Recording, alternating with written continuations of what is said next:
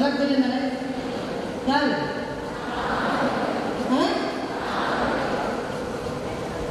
Mrs Wrong. She is Mrs Wrong. ரொம்ப அழகான பொண்ணு, ரொம்ப பியூட்டிஃபுல். அவ ஒரு நாள் உட்காந்துருக்கா. சட்டுன்னு கேமரா ஆன் பண்ண, இங்க இருக்கு உள்ள சீதை பேரடி உள்ள ஒரு கேமரா ஆன் பண்ண. ஒரு மாலை நேரம், அந்தி சாய்கிறது, சூரியன் மறைகிறான். கணவனும் மனைவியும் உட்கார்ந்திருக்கிறார்கள். துள்ளி நிற்கிறான் லக்ஷ்மணன். ரெண்டு பேரும் உட்கார்ந்துட்டு இருக்கும் பொழுது ராவணன் என்ன பண்ணிட்டான், தன் மாமன் மாரீசனை ஒரு மான் வடிவெடுத்து அப்படி வரவழைச்சிட்டான் இல்லையா? சரி, உனக்கு கேட்கிறேன், சீதை பண்ண பெரிய தப்பு என்னப்பா? சூப்பர்ப்பா. உலகத்துல எங்க போய் கேட்டாலும் இந்த பதில தப்புன்னு பசங்க சொல்றாங்களோ எங்கேயோ பொண்ணுங்க சொல்லிடுச்சுங்க. போட்டா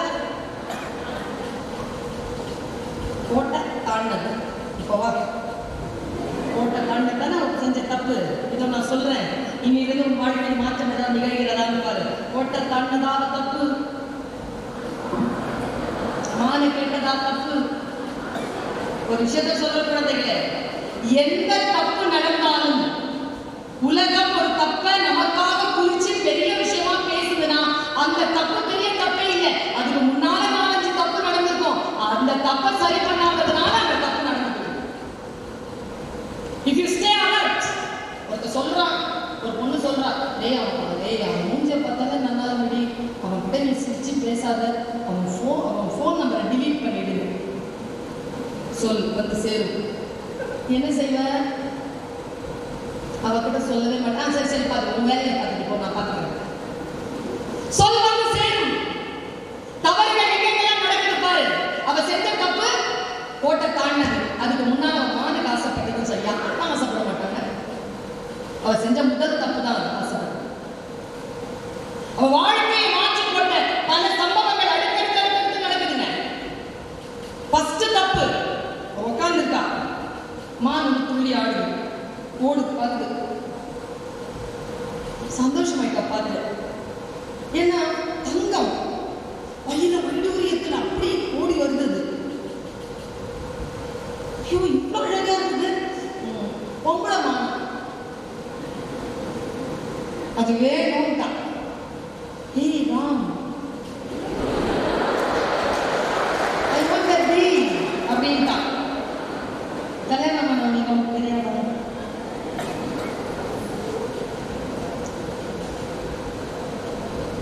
இவன் பக்கத்துல பண்ணிக்கிறான். Is it darling? You want that bee? Just a minute. I'll just catch it and I'll hand it over to you. Just wait for a second. அப்படின்னா இவங்க 2 பேரும் பேசிட்டு இருந்து பின்னால லக்ஷ்மணன் தீர்ந்து போச்சு. நேரா வந்தாங்க. ஃபர்ஸ்ட் அலர்ட் கொடுத்தாங்க. ஆசைப்பட்டது தப்பில்லை குழந்தைங்க. ஆனால் நாம் ஆசைப்பட்டதற்கு மேல் நம் மீது அக்கறை கொண்டவர்கள் யாரையும் ஒரு கருத்து சொன்னால் அந்த கருத்தை எப்பொழுது நீ புறம் தள்ளுகிறாயோ அப்பொழுது உன் குற்றத்திற்கான முதல் அடி அப்படி விழுது. ஆசைப்படுறது தப்பு இல்லை. இந்த வயசுல ஆசை வரலன்னா தான் டாக்டரா பார்க்கணும். ஆசை வந்தா நார்மலா இருக்குன்னு அர்த்தம், தப்பில்லை. ஆனால் அது தவறு என்று அடுத்தவர்கள் சொல்லுகின்ற பொழுது நிதானிக்கவில்லையா? தவறு செய்கிறாய் வந்து அவன் சொல்றான், அண்ணி அது பொய்மா? முன்னால வருது பொய்யாமா? நீங்க குடிச்சிட்டு கொடுக்குறீங்களா இல்லையா? யாருங்க நல்லா தெரிஞ்சுக்கோங்க. புதுசா கார் வாங்கி இருக்கோம்னா முன்வரிசையில் உட்கார்ந்து இருக்கின்றவர்களுக்கு நிச்சயமாக இந்த அனுபவம். புதுசா கார் வாங்கி இருக்கோம்னா ஒரு ஆண் வந்து பெண்ணுக்கு கார் கதவை திறந்து விட்டாருன்னா 2ல 1 புதுசா இருக்கும்.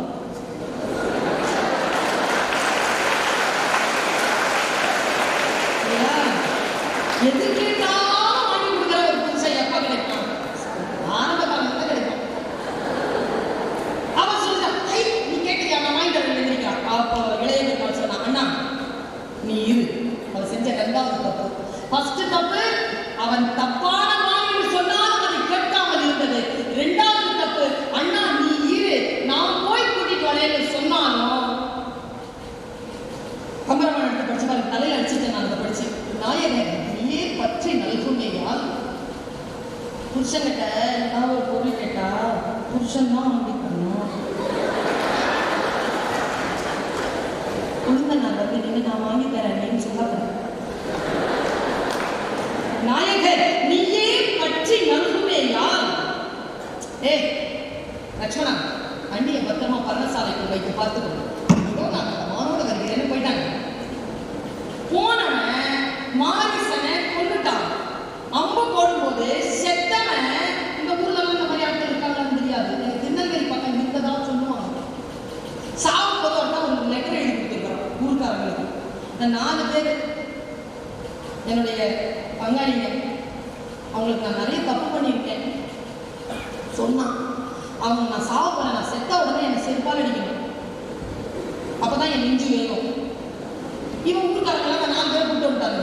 டேய் உயிர் போயிடுச்சுடா, செருப்பால் அடிச்சிருங்க, இல்லைன்னா அவனுக்கு உயிர் வேகாது, அப்புறம் அவன் பேயா சுத்தமாக அடிச்சு ஐயோ சாவலாம் நாங்கள் கஷ்டப்படுத்த மாட்டேன், எங்களுக்கு தெரியும் அவன் கடன்லாம் வாங்கியிருக்கான் பரவாயில்ல, அவனை நான் இருக்கும்போதே கேட்டு அவமானப்படுத்திருக்கோம், அவன் தரல விட்டு ரொப்புங்க அட்ரா ஊர் நல்லா இருக்கணும் அடி. கரெக்டாக செருப்பு எடுத்து 4 பேரும் அடிக்கும்போது மறைஞ்சிருந்த போலீஸ் வந்து பிடிச்சிருச்சு. ஏன்னா அவன் போலீஸ் ஸ்டேஷனுக்கு ஒரு லெட்டர் எழுதியிருக்கான். நான் செத்த அப்புறமாவும் இவங்க என்னை சும்மா விடாம செருப்பால் அடிக்கணும்னு முடிவு பண்ணியிருக்காங்க. சாவுக்கு சில பேர் கெட்ட பண்ணிட்டு போவாங்க. அந்த மாதிரி செத்த மனுஷன் என்னன்னு சொல்லிட்டு செத்தானா லக்ஷ்மணா சீதா அப்படின்ட்டு ராமன் வாய்ஸ்ல கத்திட்டு செத்தான். உள்ள இருந்து கேட்டா சீதா ஐயோ ராமனுக்கு ஆபத்து போனான். லக்ஷ்மணன் சொன்ன அண்ணி அது மாயக்குழல் அண்ணி, நீ என்ன மனசுல நினைச்சிட்டீங்க நிக்கிற, அவன் சாமா நீ என்கிட்ட நீங்க பேசலான்னு நினைச்சியான்டா. அவள் செய்த 4வது குற்றம். முடிச்ச உடனே அவ ஒண்ணு செஞ்சாங்க. இது கம்பராமாயணத்துல இல்ல அனந்த ராமாயணத்துல இருக்கு. ஒரு கோடு ஒண்ணு கிழிச்சு சொன்னா அண்ணி நான் போய் ராமனை கூட்டிட்டு வரேன், உனக்கு ராமன் வந்து போர்க்களத்தை எப்படி நிற்பான் உனக்கு தெரியாது, உனக்கு சும்மா ஜானகி ராமன் ராஜா ராமன் தான் தெரியும், உனக்கு கோதண்ட ராமன் தெரியாது, அதனால நீ அனுப்புற, இருந்தாலும் பரவாயில்ல நீ இந்த கோட்டுக்குள்ள மட்டும் இருந்தோ நான் வந்து ரெண்டு போயிட்டாங்க. இதான் நடந்தது குழந்தைகள். நம்ம ஜஸ்ட் ஒரு வார்த்தை சொல்லிடுறோம் கோட்டை தாண்டாமான்னு கேட்டாங்க. அதுக்குள்ள என்ன நடந்துருக்கு பாரு. போயிட்டான். போன உடனே the real hero of the epic, the handsome person, Mr. Rao.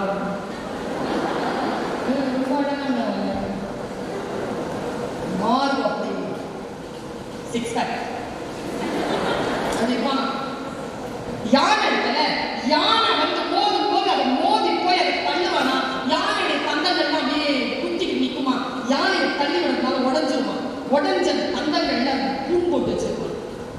வாரணம் பொருந்த மார்பு வரையினை எடுத்த தோல் நாரதற்கு ஏற்ப நயப்பட உழைத்தனா சங்கரன் கொடுத்த வாழ் மௌலி 10 அப்படி வந்து நிற்கிறான். அப்படி வந்து நிற்கல சாமியார் சொல்றாங்க. பொம்பளைங்க ஈஸியாக ஏமாந்துருவோம்ல, பிக்ஷா தேவி சுவாமி என்னுடைய கணவர் போருக்கு போயிருக்கிறார், கொழுந்தனாரும் போயிருக்கிறார், நீங்கள் உள்ளே வாருங்களேன் சோறு போடுகிறேன். பார்த்தா அந்த கோடு நிற்கிது, எரிச்சிடும். தாயே நீ கிரகஸ்தத்தில் இருக்கிறாய், நான் சந்நியாசத்தில் இருக்கிறேன். கிரகஸ்தம் சந்நியாசத்திற்கு சோறு போடலாம், சந்நியாசம் கிரகஸ்தர்களுடைய அனுமதி இல்லாமல் இயலாது. உன் கணவர் இல்லை, நான் வரமாட்டேன், நான் பசியோடு திரும்புகிறேன். ஐயோ சாமி இப்படி போயிடாதீங்கன்னு சொல்லிட்டு தப்பு தாண்டி வந்து சோறு போடுறாங்க. இந்த கோட்டை தாண்ட வினாடி அவ்வளவுதான் திட்டம் போட்டு நாளை காலையில் இருக்கலாம் இந்த கோட்டை தான் அப்படிலாம் நினைக்கிறீங்க.